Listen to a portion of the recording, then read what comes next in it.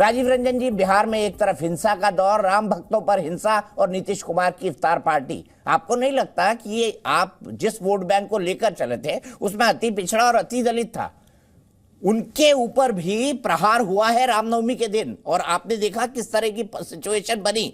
क्या आपको लगता है कि ऐसे में इफ्तार पार्टी आज की उचित है? बीजेपी ये सवाल उठा रही है और मेरा भी ये सीधा सवाल है। वोट बैंक की राजनीति जनता दल यूनाइटेड नहीं करती। वोट बैंक की राजनीति भारतीय जनता पार्टी के लोग करते हैं।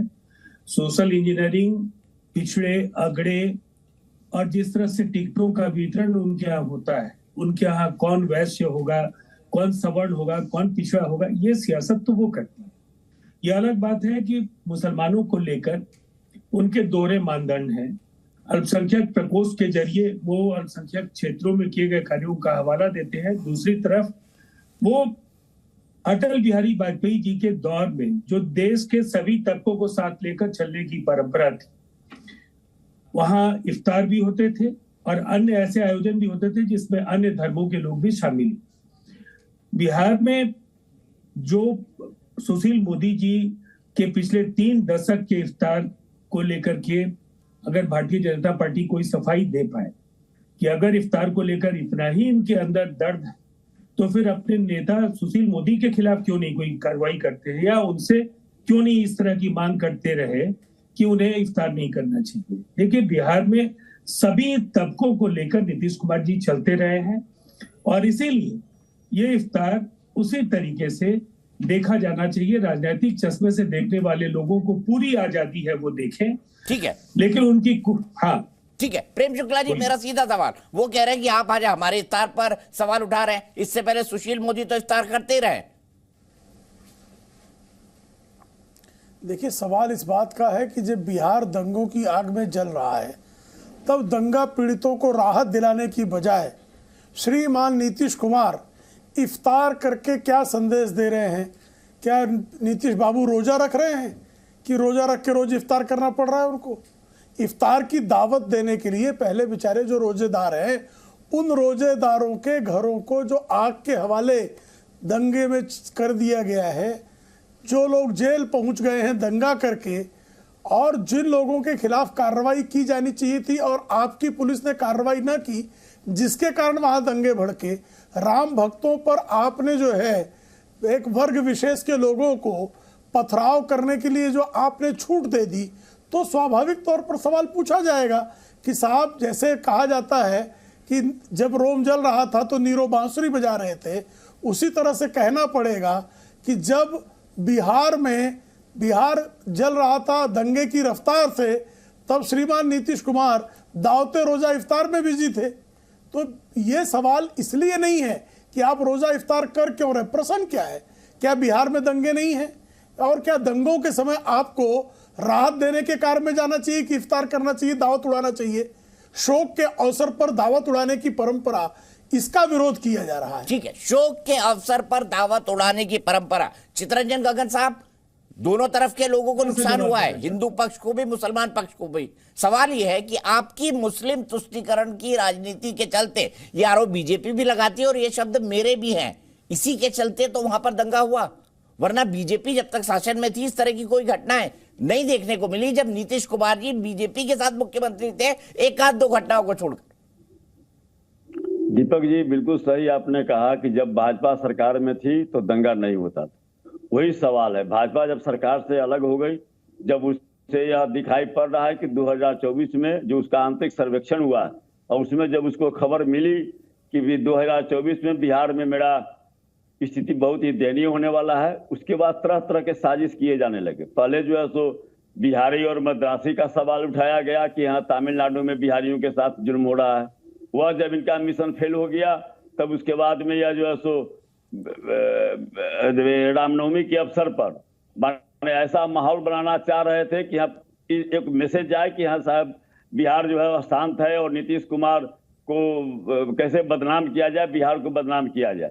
उसमें कहीं सफलता इनको नहीं मिली। जिस बात को इतना बढ़ा था कि मैं पहले भी आपके चैनल पर मैं कह चुका हूं कि दंगा हुआ, घटना घटी, लेकिन आप उसको जिस रूप में विस्तारित रूप में भाजपा के लोग प्रचारित कर रहे हैं, जिस ढंग से इसको नेशनल मीडिया पर बार बार इन लोगों का बयान आ रहा है, वह जो है सो कहीं ना कहीं एक सोची समझी रणनीति के तहत यह सब हो रहा है।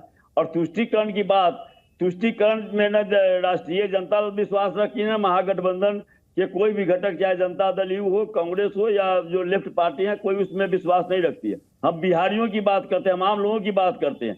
ध्रुवीकरण की राजनीति भाजपा करती है। मैं बता रहा हूं, अभी विजय सिन्हा जी का आपने बयान सुनाया, उन पर जो है नेता प्रतिपक्ष हैं, उन पर जो है सो जनता की गाढ़ी कमाई का पैसा उन पर खर्च हो रहा है। उन्होंने भारतीय संविधान की शपथ ली है और उसके बाद उनका बात सुनिए, मदरसा में आतंकवाद पनपता है, आतंकवाद को संरक्षण मिलता है, तो मदरसा को आप जो अनुदान दे रहे हैं भारत सरकार, पहले उस पर आप क्यों नहीं रोक लगाते हैं? आप तो, आपके प्रधानमंत्री बोलते हैं मैंने मदरसा को यह दिया, मैंने मदरसा के लिए यह दिया, और आप कर रहे हैं, कितना घटिया बयान है कि मदरसा में आतंकवादी पलते हैं, आतंकवादियों का ट्रेनिंग कैंप।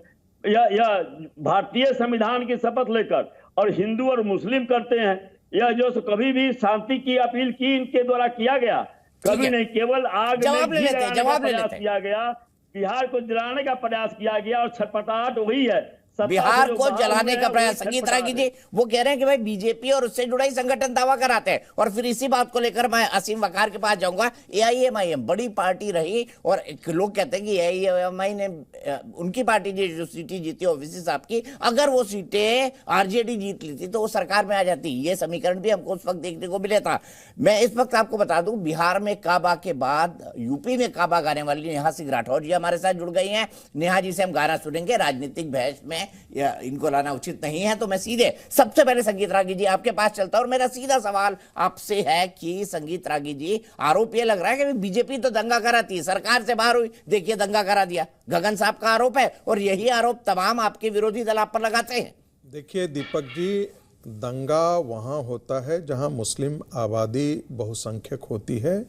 आज़ादी से पहले भी होता था, आज़ादी के पश्चात भी होता रहा। पहली बार रामनवमी के दिन दंगा नहीं है। हम बचपन से सुनते आ रहे थे, बिहार शरीफ में, सासाराम के अंदर और अन्य जगहों पर, भिवंडी में, बड़ौदा में, और आपने देखा होगा यदि भारतीय जनता पार्टी यदि कराती तो गुजरात में भी दंगे हुए हैं, महाराष्ट्र के अंदर भी दंगे हुए हैं। तो यानी कि भारतीय जनता पार्टी की सरकार और उनके लोग जो है अपने ही प्रदेशों में दंगे कर रहे थे। लेकिन देखना पड़ेगा, दिलचस्प बात यह है कि दोनों जगह पर दंगे उसी दिन रुक गए, लेकिन बिहार में अगले दिन भी जारी रहे, बंगाल में अगले दिन भी दंगे होते रहे। इसके अतिरिक्त एक उत्तर प्रदेश राज्य, इतना बड़ा राज्य, 16 करोड़ जहाँ पर जनसंख्या हो, 14 करोड़ जनसंख्या हो, वहाँ पर एक भी दंगे नहीं होते हैं। होम मिनिस्ट्री जो है वो हमेशा नीतीश कुमार अपने पास रखते हैं, और इसलिए नहीं कि बहुत बड़ी उनकी काबिलियत उन्होंने दिखाया है बिहार के अंदर। पहली बार उन्होंने काबिलियत दिखाई थी, उसके बाद से वो फिसड्डी ही रहे हैं जहाँ तक आकलन है। आज भी यदि आप देखेंगे, हमें तो शर्म आती है कि एक व्यक्ति जो 17 साल तक मुख्यमंत्री का बागडोर संभाला हो और वो कहता हो कि बिहार को जो है वो स्पेशल पैकेज दिया जाना चाहिए।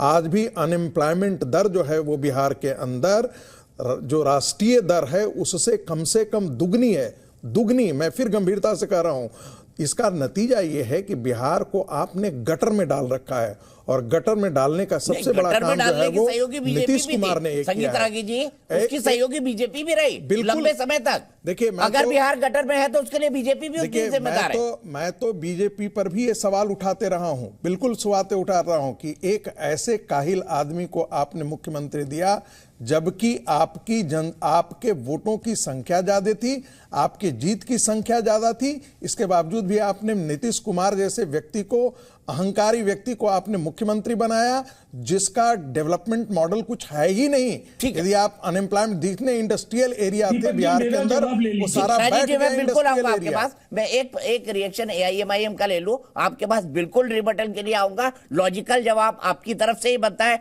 लेकिन असीम वकार जी मेरे साथ